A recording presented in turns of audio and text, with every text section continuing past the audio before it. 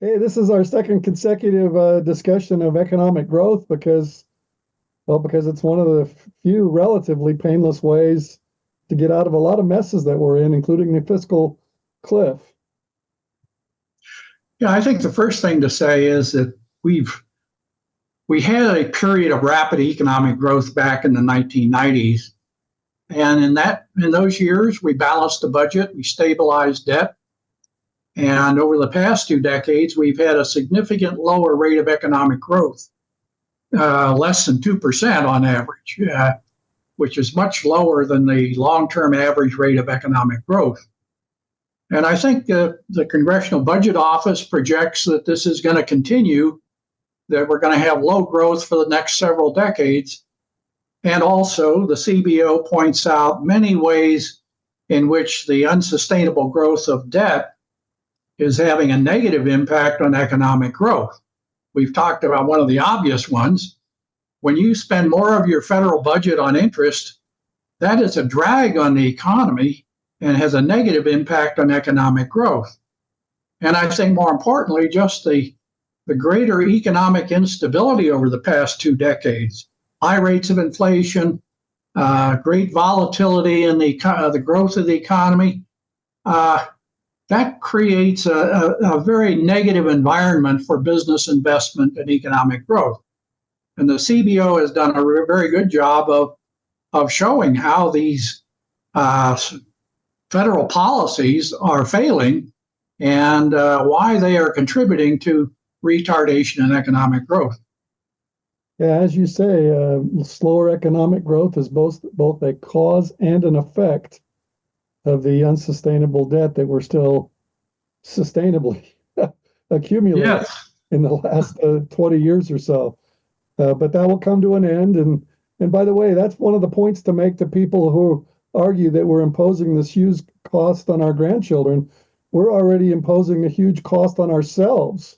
Namely, if we would just look at where we would be in our own personal finances if we had 3 to 4% economic growth like we used to have on a regular basis the last couple of decades, instead of the less than 2% economic growth, which is barely any growth at all on a per capita basis, we would see that we're already paying a terrible price. We just don't see it's hard to see where we would otherwise be to notice what a terrible price we're already paying, and the even worse price that we're going to pay once we go over the fiscal cliff, if we do.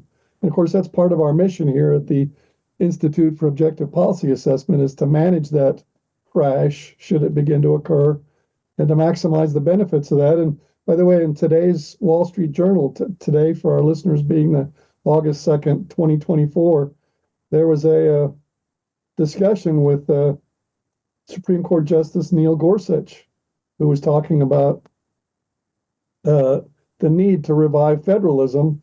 He didn't have anything to say at all about the debt, but that's one of the things that we need to do, or we will be forced to do by the unsustainability of the debt, namely to turn a lot of that stuff over to the states. And as the article pointed out, a third of state activities are now federally funded, something that in itself is unsustainable and something that the states need to prepare to see ended, either deliberately on their behalf or imposed on them through a financial crisis. Yeah, I think there's some obvious areas where the states can do a much better job than the federal government. And I've talked about energy resources. This is an area where I see the federal government pursuing many policies that are negatively impacting energy development and exports. The most obvious example, an export tax on natural gas. If you want to destroy a natural gas industry, you prohibit exports. And, I can't imagine how any rational person could argue in support of restricting exports of natural gas. That is, as a doctor, we should be saying, don't do anything harm, do things that heal the patient. And of course, this is an obvious area where we need to improve energy policies and create incentives for efficient production and export of natural gas and other energy resources. And states like Utah that have most of their land and energy resources in the public domain can clearly do a much better job of developing those resources and leasing the resources in a way that they're used efficiently versus what the federal government's doing at this point. Yeah.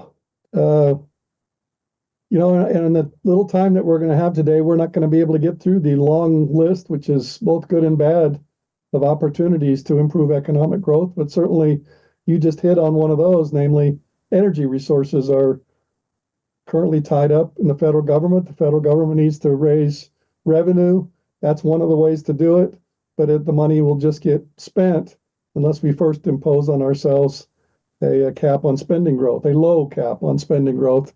Then the money that we can get by selling federal mineral assets can go to debt retirement rather than somebody's idea of additional spending that we need to do, which is an area that is, especially during an election campaign, is a mind-boggling source of additional promises that we can't keep or shouldn't try to keep.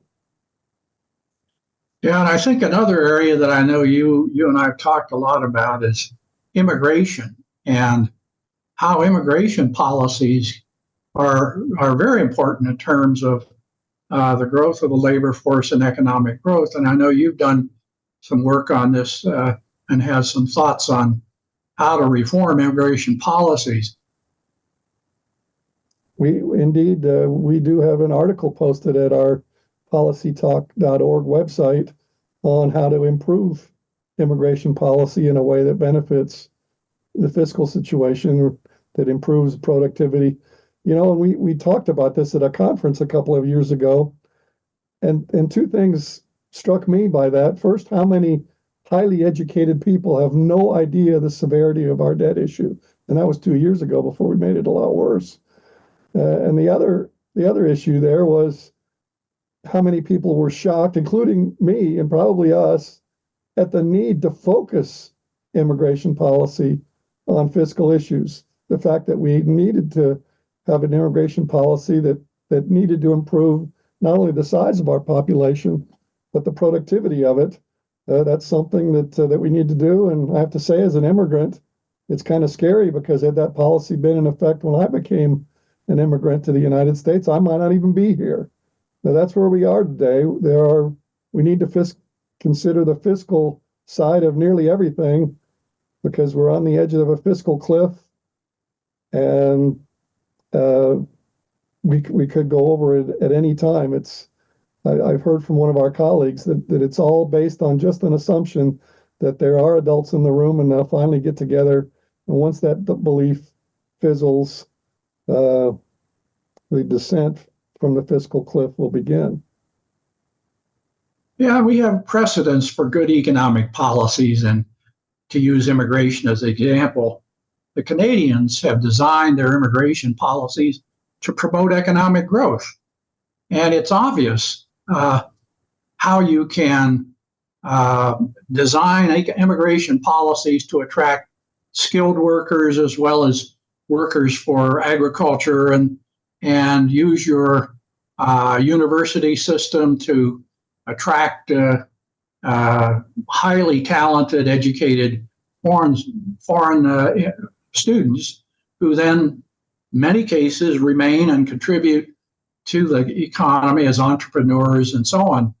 So, and Canada seems to have done a very good job of this, and they have not an open immigration policy. They are very selective, but they also focus their immigration policies on attracting immigrants that can contribute to the growth of the Canadian economy.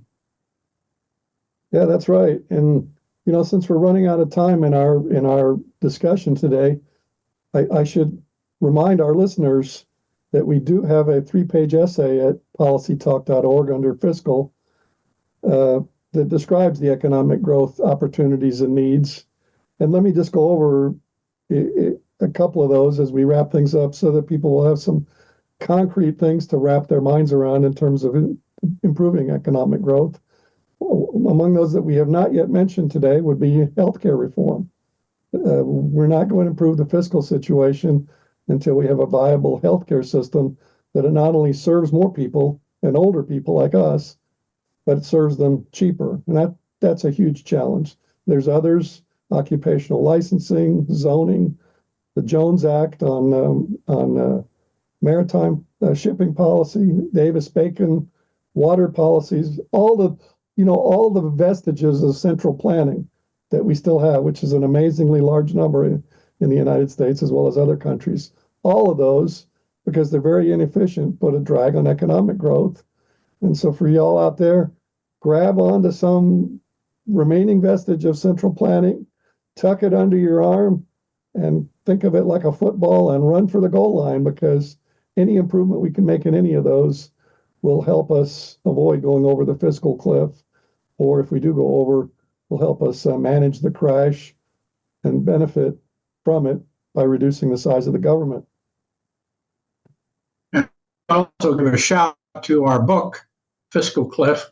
It does include a number of chapters on these issues that take a deep dive into things like the healthcare and so on. So we hope you'll take a look at our book, which we're going to show you on the screen here, trying to get more sales. Yeah, that's correct. And some people would look at that book and say, well, it was written a few years ago. It's more true today than ever. And the fact is, we did manage to kick the can down the road a little bit. We were on a fiscal cliff in 2020 when that book was published. We're still there. We're just hanging our toes over the edge now. And, we're better able to see where we're likely to fall. And through our institute, the Institute for Objective Policy Assessment, we do hope to, avoid that crash by putting in place some good policies. Or if we can't succeed at that, managing the crash so that we can achieve the smaller government that we need long term. And with that, we'll see you next week.